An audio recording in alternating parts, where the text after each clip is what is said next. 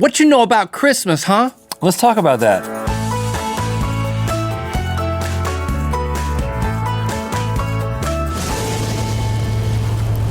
Good mythical morning. It's Christmas week. Look at the set. Woo! Lights everywhere. A few of them are blinking. We've got our stockings hung by the chimney with care. Which I have an issue with the stockings. What? What issue?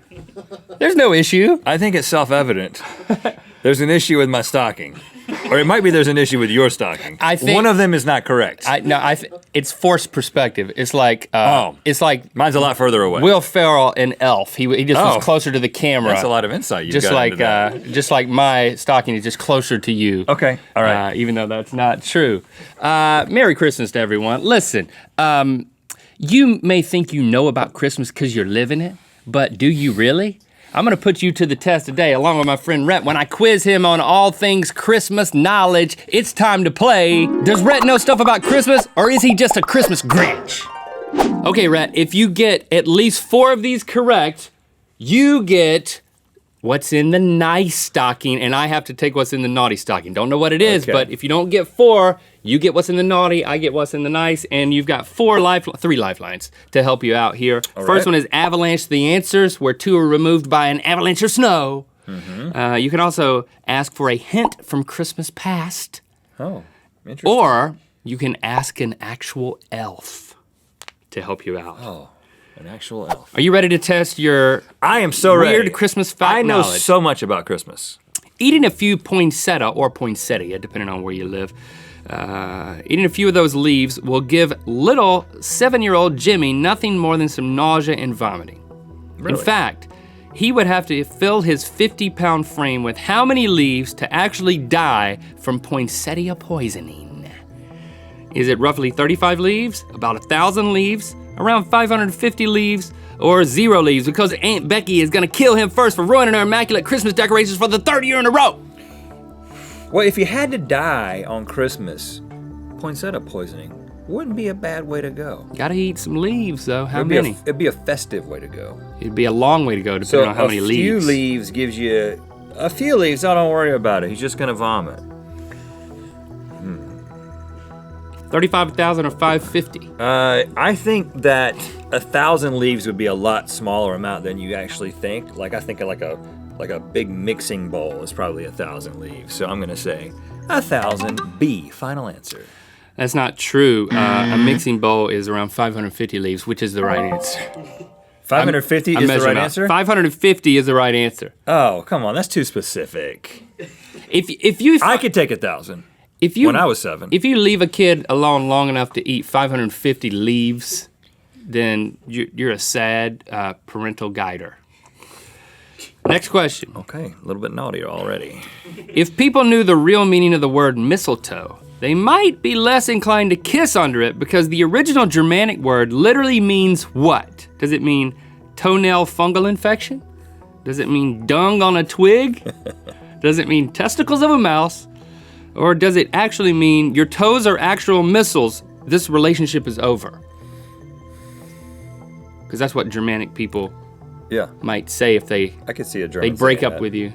I can see how dung on a twig would become a Christmas tradition. Because a twig seems very Christmassy. And then like, sure, put some dung on it, it's Germany.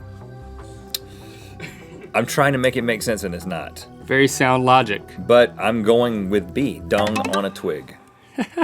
You are right. Hey! Dung on a twig. A bird called the mistle thrush eats berries, then leaves droppings, which eventually grow into new mistletoe plants. Isn't that really? A cycle The mistletoe of life? comes from the dung thing. Got that one right.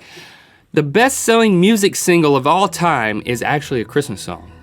Having sold over 50 million copies, which one is it? Is it Mariah Carey's All I Want for Christmas, You Baby? Or Bing Crosby's I'm You left out the Dreaming? is. Oh. You left out the is. I said it, but I was taking a breath. That's my favorite part. White Christmas, Nat King Cole's The Christmas Song, Chestnuts Roasting. Familiar. Or Rhett Link featuring Hannah Hart and Grace Helbig's Christmas Oh, Sweats. yeah, that sold well. You get some I feel like I know this one because it seems like the kind of thing that like one rainy afternoon while perusing cable, somebody on VH1 said, Well, just give me your answer if you feel like you know it. Hey, Mariah Carey's All I Want for Christmas Is You. Okay. You think that the best-selling single of all time is Mariah Carey's. Of all time. People buy singles now, man. It's Bing Crosby's White Christmas. No, it's not. It is, man. The best-selling single. I dispute that. Mariah is amazing. Well, that song is so of course she's crazy. amazing. She's rich because of that song. well, yeah, okay. Nick Cannon doesn't know what he left. Yes, he does. Mariah Carey. All right, next one. Don't give up hope yet. The spirit of Christmas has not died, but you're killing it slowly. I was sure of that. Santa's reindeer underwent some rebranding over the years, and two of them, Donner and Blitzen, originally went by what names? Dunder and Blixen? Dumble and Bloxen? Donder and Bliston? Or Dumbledore and Bilbo? Dumbledore and Bilbo. I need to use a lifeline because I suck so far. Yeah, you do. And I want to avalanche some of the answers away. All right, boopity boopity boopity boom. C and D are gone. So it's either Dunder and Blixen or Dumble and Bloxen? Yeah. Why would it ever have been Blixen or Bloxen? Those are both dumb names. I'll tell you why. A, Dunder and Blixen. You got it right! Yes! The names were taken from the Dutch words that mean thunder and lightning. Okay. Dunder and Blixen is thunder and lightning. Scientists have confirmed that Santa has to travel at what speed in order to visit the roughly 800 million houses on Earth in the 34 hours of darkness. Oh, because he moves with the sun. He gets does. 34 hours. In the International Dateline. Yeah, something about science. Does he move at 99.999999% the speed of light? Or the speed of sound? Does he move at 3 times the speed of light? Or he moves whatever speed he wants. The dude is magic. He's magic. Let's not forget. I feel like this is the kind of thing that an elf would have insight into because he's probably been there for it. All right, he's asking for an elf. Elf? Here he comes. Look at him. The chaser elf. Mr. Elf. Cheesing it up. Have you ever been with Santa while he's traveling in those 34 hours of darkness? Why are you standing like that? Is this a Sears catalog or something? No, I haven't. That's not. But you know the elf that does be it. really high up, yeah. You know, you have really a friend and a friend. Yeah. So what's the answer? I don't know.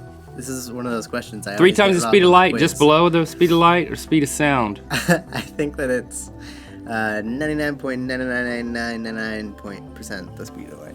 The real question, though, is, Elf and Link, does this take into account present time, like the time in the house, or is this just going point to point, assuming that he's doing everything at the speed of light? I am assuming that he's doing everything at the speed of light. Anything close to the speed of light, I feel like, or 3 times the speed of light, would be way more time than he actually needs. But 3 times the speed of light, nothing in the universe can go faster than the speed of light. So C is impossible. Scientists would never say that. So I'm gonna go with A, my elf answer, 99.99999% of the speed of light. Sonic boom, that's right! Yes! Sonic boom has nothing to do with it. Thanks, elf. Yeah, so that he goes almost the speed of light. Fact. Next question. Data analyzed from Facebook wall posts indicates that 2 weeks before Christmas is one of the 2 most popular times of the year for what? Is it A, quitting a job, B, getting engaged, C, breaking up, or D, complaining about game requests from Farmville? Oh yeah, those are still happening, aren't they? Yes, I think. Farmville? 2 weeks before Christmas, one of the most popular times for quitting a job. No one quits a job right before Christmas. Because you're like, that'd be stupid. I gotta get that money, gotta get them presents. I think you begin to think about the long-term possibilities of a relationship at this time of the year, and you think, I gotta spend Christmas with this person for the rest of my life? And you break up with them. But you know what? To confirm that, I would like to play my last lifeline, a hint from Christmas past. Where's that gonna come from? From me. Don't look at my face. I'm Ghost of Christmas Past. This statement I make is unfortunately true. it is something that's very hard to do. Breaking up is hard to do. C. All right, you got it. And let's see, 1, 2, 3, 4. So I got 4 right. You earned the nice stocking, but I got one more great question for you, Rhett. The oldest fake Christmas trees date back to the late 1800s and were made out of twine or dyed goose feathers. Yeah, but they were. in the 1930s, an enterprising company began making artificial Christmas trees out of what material? Defective roof shingles, toilet brushes, broken pencils from an assembly line, or deceased reindeer parts? That would have been innovative. I think if you're an enterprising company, in the bristly of the bristle brush, I actually used a toilet brush in your house last night, just so you know. We'll talk about that later. And that's why I'm gonna say B. That's right. Yes! British-based Addis Housewares Company created the first official Christmas tree made from the machinery that used to make toilet brush nice. bristles. Congratulations. And you're gonna get to choose very soon from the nice thing. And I got to figure out what's in the naughty. But first, we wanna thank you for liking, sharing, and subscribing to You our know what channel. time it is. I'm Kylie and I'm in Seaside, Oregon, and it's time to spin the wheel of mythicality. Get your lips and your beard ready for the winter with Link's Peculiarly Perfect Peanut Butter Peppermint Lip Balm and Rhett's Beastly But Balanced Spirit Oil. Oh, RhettLink.com/store. Click through to Good Mythical More, where I'm gonna find out what's in this naughty stocking. I'm told I'm not gonna be happy about it. Oh, goodness. Maximum Security Prison, the musical. Clink! Clink! We're in the clink! What do you think? I think we can't get out cause it's a maximum security prison. And I've got an idea. We can start chipping away at the wall. Right now we can do it. If only we try our best, we can use spoons and some sort of shank. And then there's this dude in the cafeteria who's been looking at me a little funny.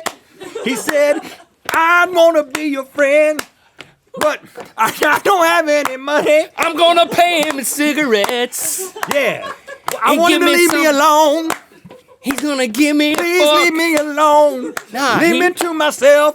Just let me be myself in this maximum security prison. Digging in the hole. Merry Christmas, convicts everywhere. In my first year of marriage with my wife, Christy, we, as opposed to the other marriages I haven't had yet or whatever, I don't plan on having any other marriages. Yeah. Boy, I'm really digging a hole here.